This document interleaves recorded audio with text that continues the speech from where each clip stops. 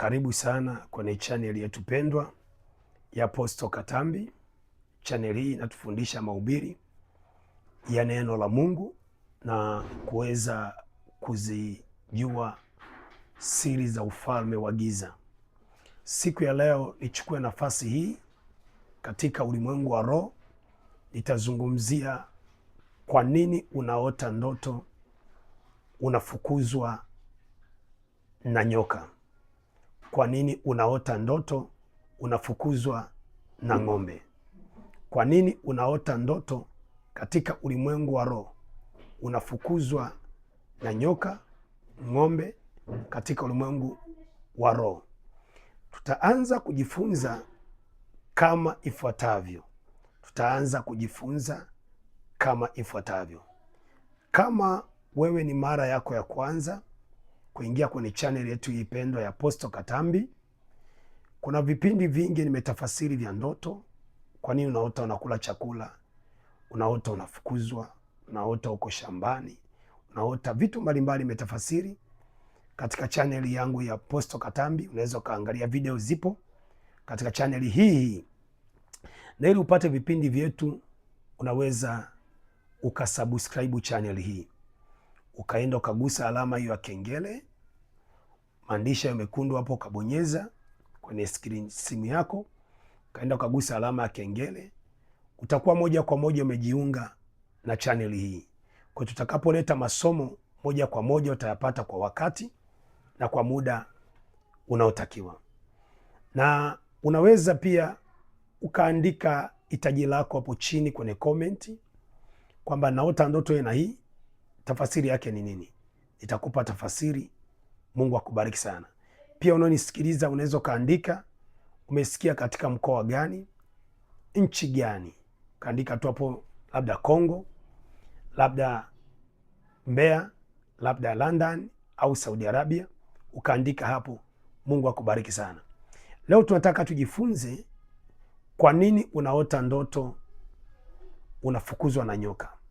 Kwa nini unaota ndoto unafukuzwa na mbuzi, na ni kwa nini unaota ndoto unafukuzwa na nyoka na ng'ombe. Tutaanza kama ifuatavyo. Kwanza, jua kwamba ndoto ni tafasiri ya ndoto ni ulimwengu wa roho. Ndoto yote unaoota ni uhalisia wa ulimwengu wa roho, na ndoto ni kitu halisi katika ulimwengu wa roho.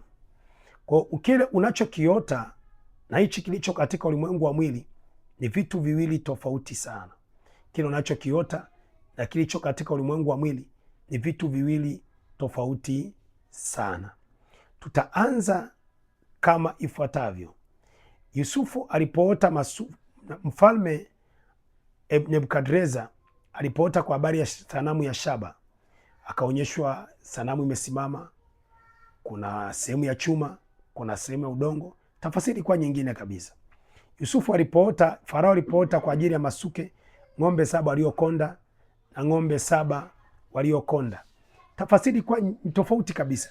Kwa unavyoota ndoto upo, alivyoenda kutafasiriwa na Yusufu, kaambua ng'ombe 7 wanene, miaka 7 ya shibe, na ng'ombe 7 waliokonda ni miaka 7 ya njaa. Kwa unapoota ng'ombe anakufukuza, mbuzi anakufukuza, nyoka anakufukuza, katika ulimwengu wa roho ni kitu tofauti kabisa unavyofikiria. Katika ulimwengu wa roho ni kitu tofauti kabisa unavyofikiria. Kwa hiyo kama unaota ndoto mara kwa mara unafukuzwa na ng'ombe, ng'ombe ana mapembe makubwa, uko kwenye mazingira ya kijijini au uko kwenye mazingira ya shambani au uko kwenye mazingira kwenye milima mikubwa, uko kwenye mazingira ya kule kijijini ulikozaliwa, unaona ng'ombe inainuka inakufukuza kwenye ulimwengu wa roho, inakimbia mpaka inakunja mkia na imepandwa na hasira. Au wakati mwingine pia unaota kundi la ng'ombe linakufukuza, na wakati mwingine wakati unafukuzwa Unaweza kuwa unakimbilia kwenye mti au unakimbilia kwenye nyumba ya mtu, unaingia kwenda kujificha. Tafasiri ya ndoto hii inamaanisha unapoota unafukuzwa na ng'ombe, iwe ni kundi la ng'ombe. Hizi ni roho za mizimu, roho za mizimu.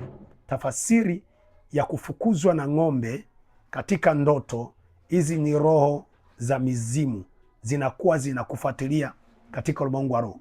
Roho za asili ya kule ulikotoka, kule ulikozaliwa, zinahitaji uzitumikie, au zinahitaji, kuna mambo hujatimiza au kuna vitu hujatimiza, zinakufuatilia katika ulimwengu wa roho. Kwa hiyo inakuwa ni shambulio la mizimu katika ulimwengu wa roho. Pia kama unaota ndoto usiku unafukuzwa na nyoka, wakati mwingine nyoka anakuwa ni mweusi, nyoka mkubwa mweusi, au wakati mwingine unaota nyoka ana vichwa labda 7, anakukimbiza kwenye ndoto, unakimbia, nyoka anaruka. Wakati mwingine nyoka huyo anapaa kwenye ndoto, anapaa, anaruka juu, anapaa kwenye ndoto. Wakati mwingine unaota nyoka anapaa kwenye ndoto, wakati mwingine anakufukuza, anataka kukugonga kwenye ndoto. Nyoka, unapoota nyoka kwenye ndoto, ina tafasiri kuu mbili. Tafasiri ya kwanza, unapoota nyoka kwenye ndoto, tafasiri ya kwanza ina tafasiri kuu 3.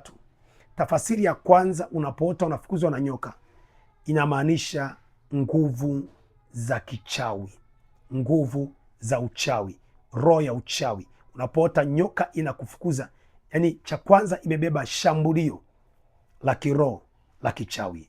Kwa unapoota unafukuzwa na nyoka, cha kwanza imebeba nguvu ya kwanza ni shambulio la giza la kichawi, ambao linakuwa wanakushambulia katika ulimwengu wa roho, au wanakufuatilia katika ulimwengu wa roho wachawi.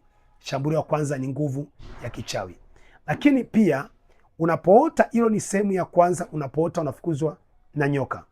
Sehemu ya pili, unapoota unafukuzwa na nyoka katika ulimwengu wa roho, ni roho za mizimu ya kwenu, mizimu ya mababu, mizimu ya mabibi, mizimu katika ulimwengu wa roho inakufuatilia katika ulimwengu wa roho. Mizimu inakushambulia katika ulimwengu wa roho, mizimu inakushambulia katika ulimwengu wa roho. Kwa unapoota unashambuliwa na nyoka, mizimu ile inakufuatilia kwenye ulimwengu wa roho. Lakini pia unapoota unafukuzwa na nyoka, roho za uadui kwenye ulimwengu wa roho, roho za uadui kwenye familia, roho za uadui kwenye biashara, roho za uadui kwenye uchumi, inamaanisha pia uadui katika ulimwengu wa roho. Kwa hiyo uadui unakuta unashambulia roho ya uadui katika ulimwengu wa roho. Nini nataka nifundishe? Nataka unapoota pia unafukuzwa na ng'ombe, unafukuzwa na mbuzi. Mbuzi pia ni roho ambazo za uharibifu katika ulimwengu wa roho.